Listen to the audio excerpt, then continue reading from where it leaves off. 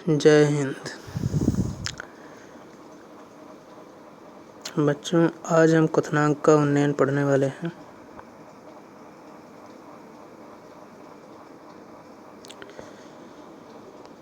तो हम लोगों ने देखा कि जब द्रव का ताप बढ़ाया जाता है तो उसका वाष्प दाब भी बढ़ता है, क्योंकि वाष्प दाब, जब द्रव वाष्प बनेगा तो वही वाष्प दाब डालेगा द्रव पर। तो जितना ताप बढ़ाएंगे उतने ही अधिक मात्रा में वाष्प बनेगा और उतना वाष्प दाब उतना ही अधिक होगा। मतलब कि द्रव का ताप बढ़ाने पर वाष्प दाब बढ़ता है।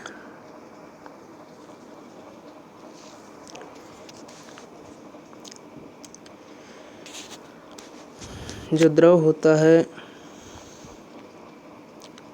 वह उस ताप पर उबलता है जिस पर उसका वाष्प दाब वायुमंडलीय दाब के बराबर हो जाता है। जब द्रव का वाष्प दाब वायुमंडलीय यानी एटमॉस्फेरिक प्रेशर के बराबर हो जाता है तब द्रव उबलता है। उदाहरण के लिए जैसे पानी है, तो पानी 100 डिग्री सेंटीग्रेड पर अगर केल्विन में बताया जाए तो 373.15 केल्विन पर उबलता है। पानी 100 डिग्री सेंटीग्रेड पर या 373.15 केल्विन पर उबलता है, क्योंकि इस टेम्परेचर पर या इस ताप पर जल का जो वाष्प दाब होता है वो 1.013 बार हो जाता है। वायुमंडलीय दाब 1 होता है, 1 एटमॉस्फेरिक प्रेशर, तो लगभग ये वायुमंडलीय दाब के बराबर हो जाता है। हम लोगों ने इसके पिछले वाले वीडियो में जाना कि अवाष्पशील विलेय की उपस्थिति में अगर कोई विलयन है तो उसमें जो विलेय मिलाया जा रहा है अवाष्पशील है। अवाष्पशील विलेय की उपस्थिति में विलायक का वाष्प दाब कम हो जाता है, जैसा कि राउल्ट ने बताया था कि शुद्ध विलायक का वाष्प दाब सबसे अधिक होगा। उसमें अगर कुछ अवाष्पशील विलेय पदार्थ मिला दिया जाएगा तो उसका वाष्प दाब कम हो जाता है। जैसे उदाहरण के लिए सुक्रोज का जलीय विलयन,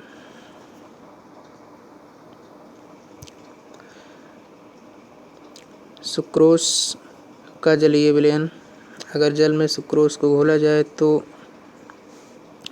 उसका जो वाष्प दाब होता है वो 100 डिग्री सेंटीग्रेड पर यानी 373.15 केल्विन ताप पर उसका वाष्प दाब 1.013 बार से कम होता है। तो जब तक वह 1.013 बार के बराबर नहीं हो जाएगा यानी वायुमंडलीय दाब के बराबर नहीं हो जाएगा तब तक वह विलयन, जो द्रवीय विलयन है, उबलेगा नहीं। तो उसके वाष्प दाब को 1.013 बार के बराबर करने के लिए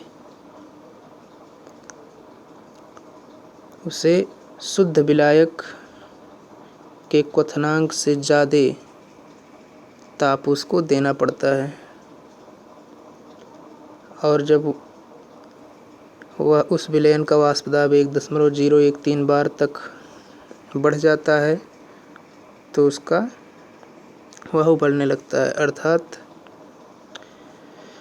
क्वथनांक से अधिक बढ़ाकर विलयन का वाष्प दाब 1.013 बार तक बढ़ाना पड़ेगा। अतः किसी भी विलयन का क्वथनांक शुद्ध विलायक, विलयन और विलायक, अगर विलायक में कुछ मिला दिया गया तो विलयन बन जाएगा, कुछ नहीं मिलाया गया तो वह शुद्ध विलायक है। तो किसी भी विलयन का क्वथनांक शुद्ध विलायक जिसमें विलयन बनाया गया है के क्वथनांक से हमेशा ही अधिक होगा।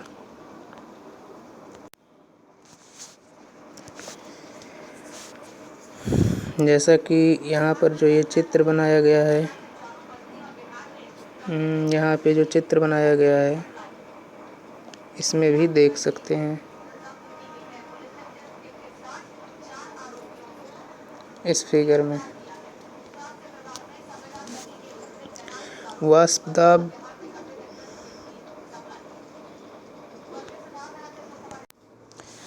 जैसा कि यहाँ पे ग्राफ दिया गया है। इस ग्राफ में देख सकते हैं कि ये जो वाई एक्सिस है इस पे वाष्प दाब है, वाष्प दाब का प्रदर्शन किया गया है।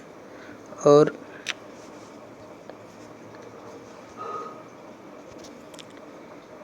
ये जो एक्स एक्सिस है इस पर ताप का प्रदर्शन किया गया है केल्विन में। एक एटमॉस्फेयर 1.013 बार को एक एटमॉस्फेरिक प्रेशर कहते हैं, इसको एटीएम लिखते हैं। 1.013 को वायुमंडलीय दाब कहते हैं। तो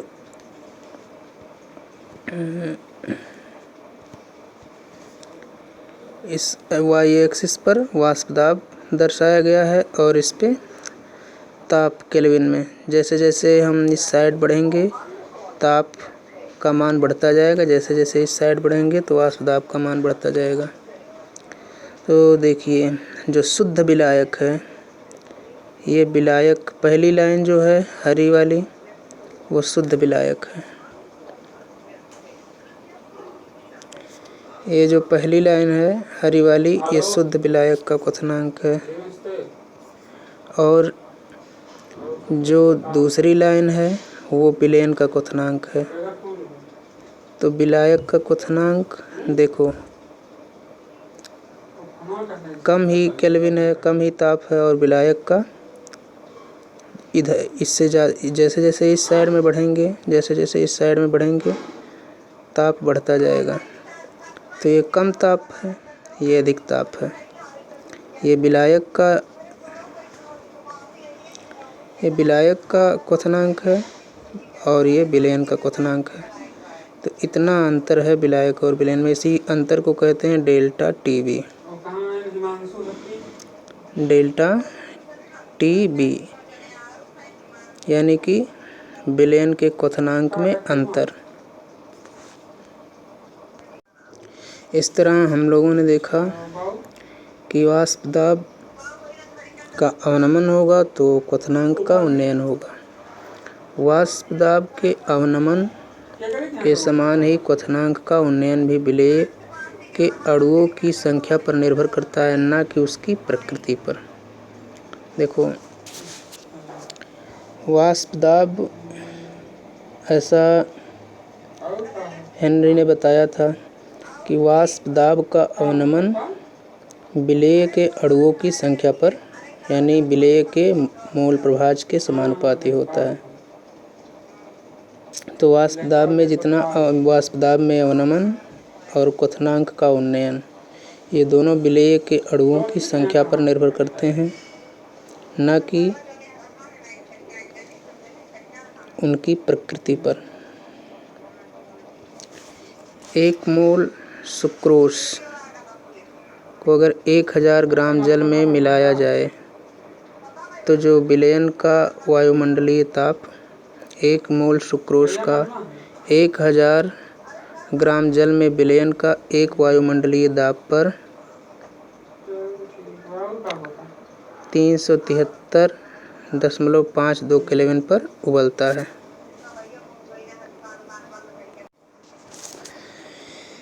एक मोल सुक्रोज को 1000 ग्राम जल में मिलाया जाए तो विलयन का जो वायुमंडलीय दाब या 373.52 केल्विन पर उबलता है। जबकि शुद्ध जल है तो शुद्ध जल जो होगा वो 373.15 केल्विन पर उबलता है। जबकि अगर सुक्रोज मिलाकर 1 मोल सुक्रोज मिलाया गया तो 373.52 केल्विन बढ़ जाता है। यहाँ T0 बी जो है, ये जो 0 होता है इसको नॉट बोलते हैं, T naught B, T 0 B है ना, तो इसको टी नॉट बी बोलते हैं। टी नॉट बी का क्वथनांक है, टी नॉट बी शुद्ध विलायक का क्वथनांक है, जबकि टी बी विलयन का क्वथनांक है।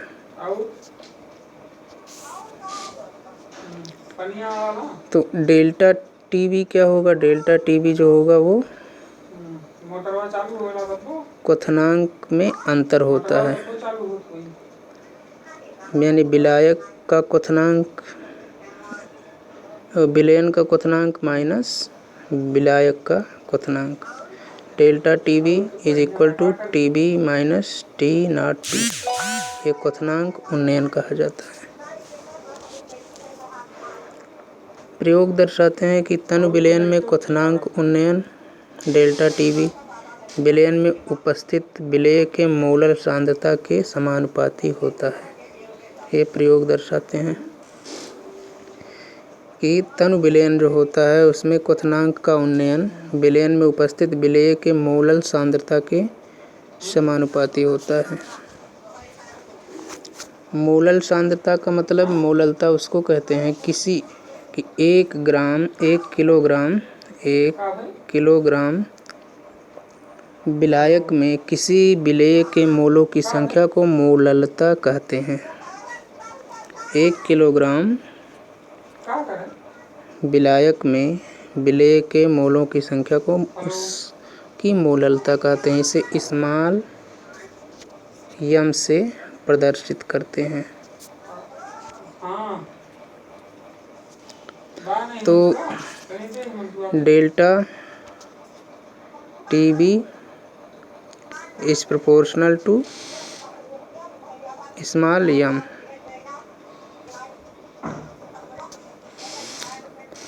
अगर प्रोपोर्शनल टू यानी समानुपाती का चिन्ह हटता है तो एक समानुपाती स्थिरांक लगता है। तो डेल्टा टी बी इज बराबर के बी यम, जहाँ पर के बी क्या है?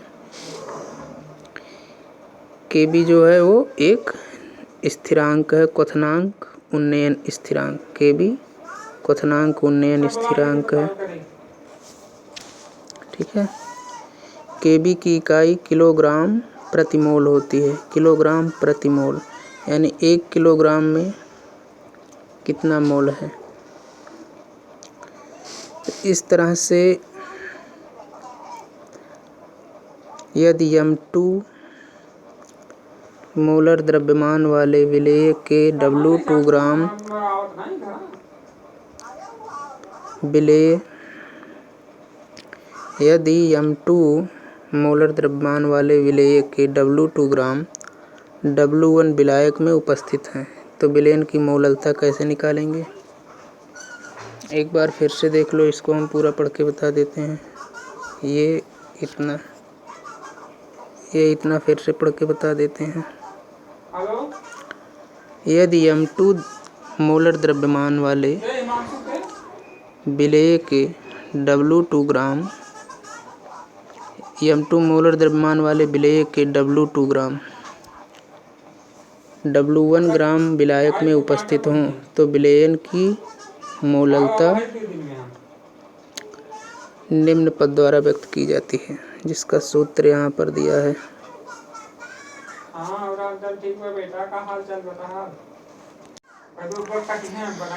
यदि M2 मोलर द्रव्यमान मतलब परमाणु भार, मोलर द्रव्यमान जो है M2 वो परमाणु भार है। M2 मोलर द्रव्यमान वाले विलेय के W2 ग्राम W1 ग्राम विलायक में उपस्थित है तो विलयन की जो मोललता होगी वो इस सूत्र से पता लगेगी। मोललता स्मॉल एम से लिखते हैं मोललता। मोललता मतलब 1 किलोग्राम विलायक में विलेय के मोलों की संख्या मोललता होती है। तो क्या बन जाएगा? ये सूत्र बन रहेगा W2/M2 W1/1000 ग्राम। ये जब W1 पलटेगा ऐसे रहेगा, यहाँ पर हम लिख देते हैं W ये W2 अपान M2 है और ये W1 अपान 1000 है। तो जब पलटेगा तो 1000 ऊपर चला जाएगा ऐसे, और अपान ये जो W1 है ये नीचे रहेगा। तो ये वाला फार्मूला बन जाएगा, ये वाला। तो ये क्या है, ये स्मॉल m है, जबकि हमने समीकरण यहाँ पर देखा है। यहाँ देखिए जहाँ हम मिटा रहे हैं, जबकि यहाँ पर delta TB is equal to KBM है। तो इस m की वैल्यू इसमें समीकरण में जब रखेंगे तो हमें क्या मिलेगा, KB और m की जगह पर ये वाला रख देंगे इसको, तो हमें ये क्या मिल जाएगा, हमें मिल जाएगा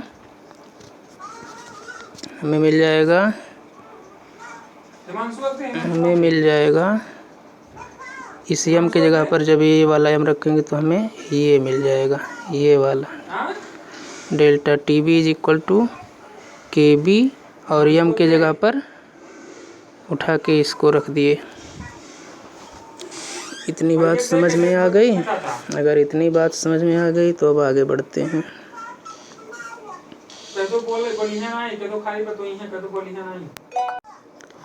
अब यहाँ से M2, ये जो M2 है, M2 को पता लगाने के लिए M2 को यहीं छोड़ेंगे, बाकी जितने सारे पद हैं इसको इस साइड में ले जाएंगे। तो ये बचेगा क्या, M2 बराबर हो जाएगा, ये डेल्टा TB था, डेल्टा TB, तो डेल्टा TB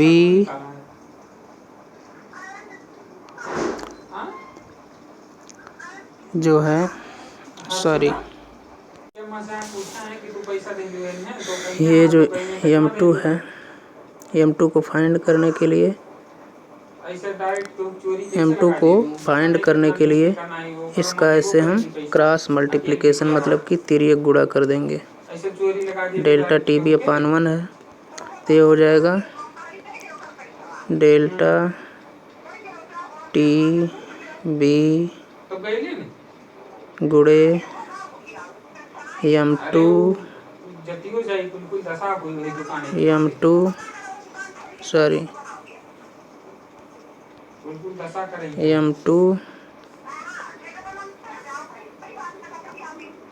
M2 गुणे W1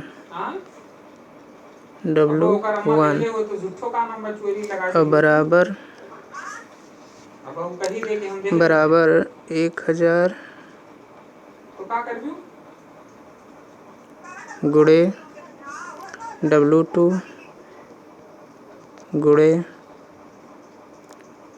KB, ठीक है, KB। तो M2 बराबर हो जाएगा क्या, यहाँ से देखो, यहाँ M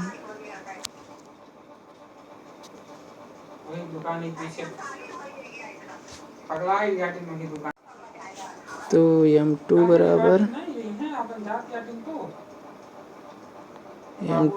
हो जाएगा दोबारा क्या, 1000 गुणे W2 गुणे KB, 1000 गुणे W2 गुणे KB और बटे में ये डेल्टा TB और बटे डेल्टा TB और ये W1, डेल्टा TB गुणे W1, ये फार्मूला बन जाएगा, जो कि यहाँ पर आप लोग देख सकते हैं कि M2 का ये फार्मूला बन के तैयार हो गया। ठीक, इससे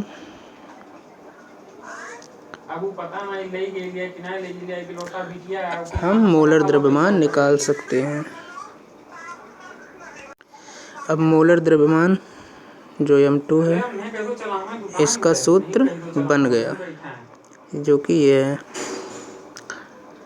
अब हम देखते हैं विलेय के मोलर द्रव्यमान m2 को निकालने के लिए उस विलेय की एक ज्ञात मात्रा को ऐसे विलायक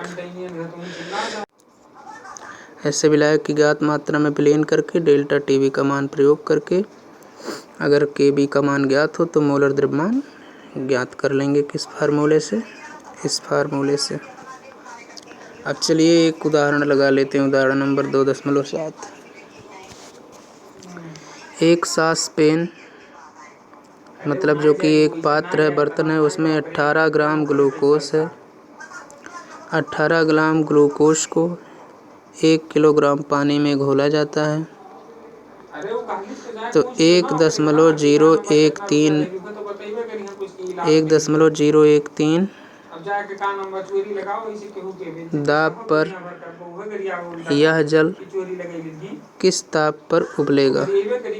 जल के लिए केबी यानी उन्नयन स्थिरांक 0.52 किलोग्राम प्रति मोल है। तब देखो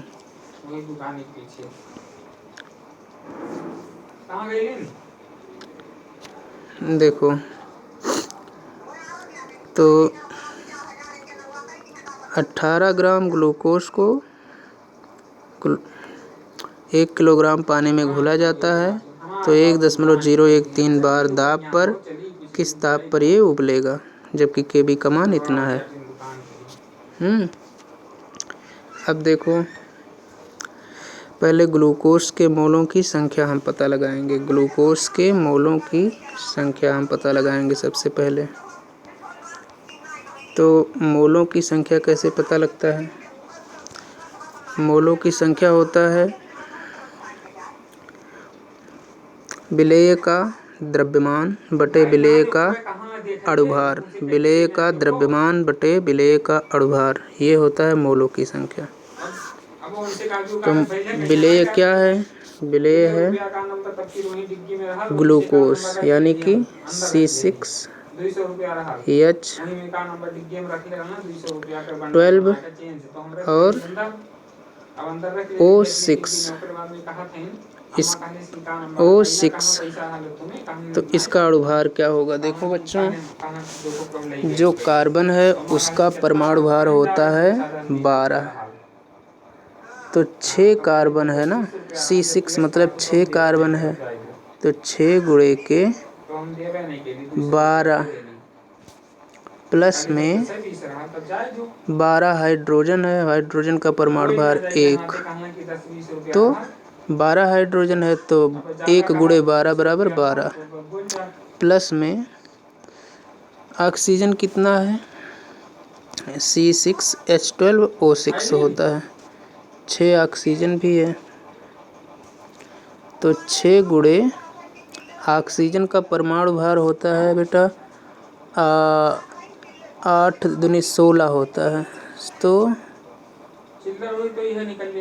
16, सॉरी 1 मिनट, 1 मिनट से। तो ऑक्सीजन 6 है तो 6 गुणे 16, ठीक है। अब ये हो गया 12 छक 72 प्लस 12 प्लस 16 छक्का 96।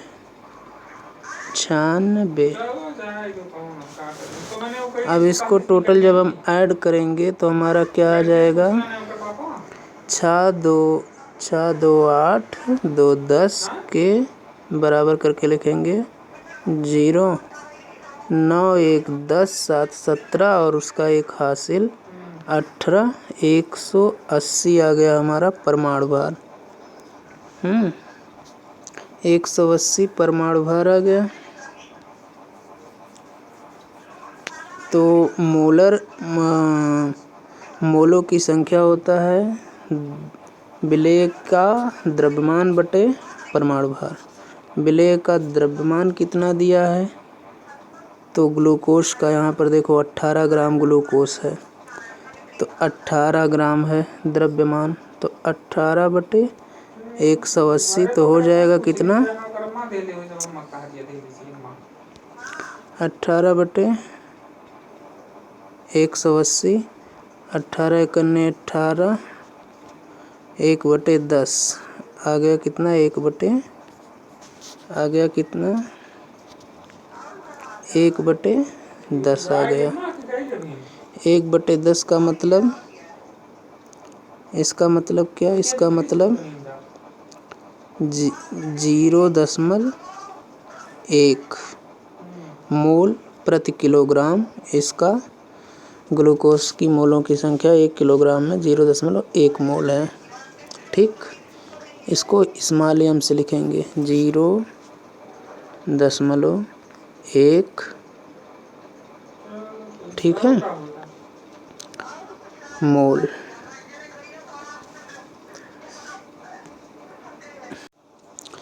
अब विलायक का किलोग्राम में मात्रा, 1 किलोग्राम ग्लूकोज जल में घोला जा रहा है, तो विलायक का जैसा कि यहाँ पे लिखा है 1 किलोग्राम जल में घोला जा रहा है, 1 किलोग्राम जल, तो विलायक का किलोग्राम में मात्रा 1 किलोग्राम। ग्लूकोज के विलयन की मोललता 0.1 मोल प्रति किलोग्राम।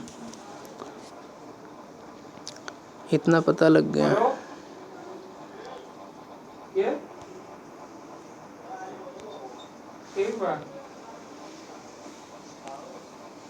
तो जैसे ही हमको मोलों की संख्या पता लगा, तैसे ही हम क्वथनांक का उन्नयन निकाल लेंगे।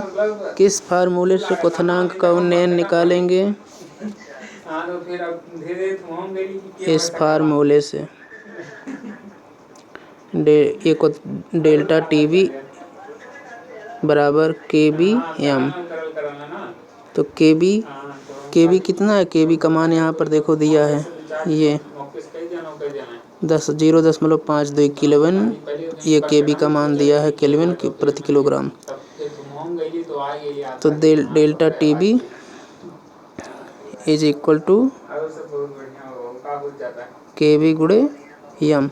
तो केबी का मान 0.52 और यम का मान हम लोगों ने निकाला 0.1, तो इसको 0.1, तो दोनों का जब गुणा होगा तो क्या आ जाएगा, डेल्टा टीबी यानी कि क्वथनांक में परिवर्तन, दोनों का जब मल्टीप्लाई करेंगे तो मिलेगा हमें 0.052 केल्विन।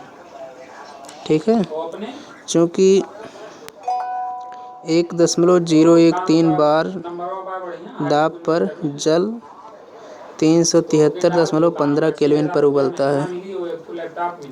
जो शुद्ध जल है वो 373.15 केल्विन पर उबलता है।